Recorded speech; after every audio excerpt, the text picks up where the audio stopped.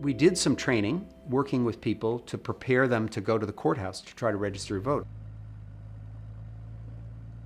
This is going down the road and knocking on someone's door and asking them to put their life on the line.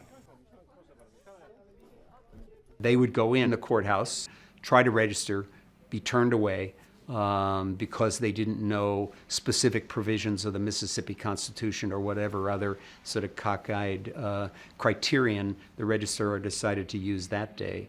95 questions or something like this, just ridiculous, like who was the governor of Mississippi in 1922 or something, you couldn't answer these questions.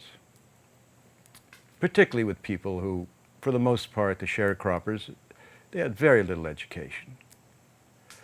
So that was the way to keep them. But also, if you came down to register to vote, just because you came down and had to sign your name, you were fired by the time you got home.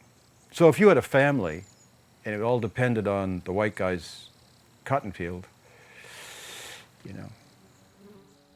The problem was that they might lose their job if they registered to vote. I mean, it was not a simple thing.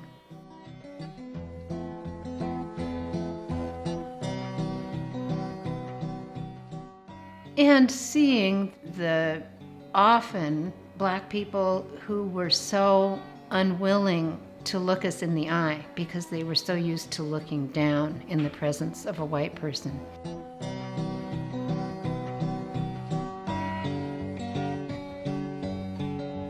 And the idea that we would be sitting there talking directly to them about voter registration, I mean, part of our effort was just to give them a chance to get used to being in the presence of a white person who wasn't going to beat them or, didn't look down on them.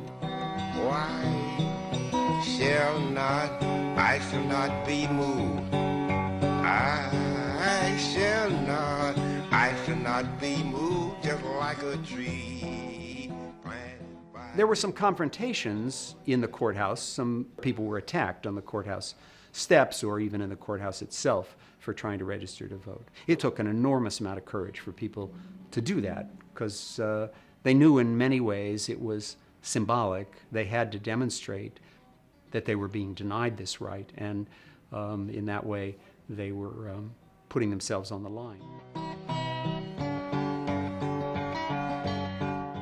And there were a couple times when it just got pretty hairy, and I stopped going on a white man's land to talk to the sharecroppers. Because then they have the right to shoot you.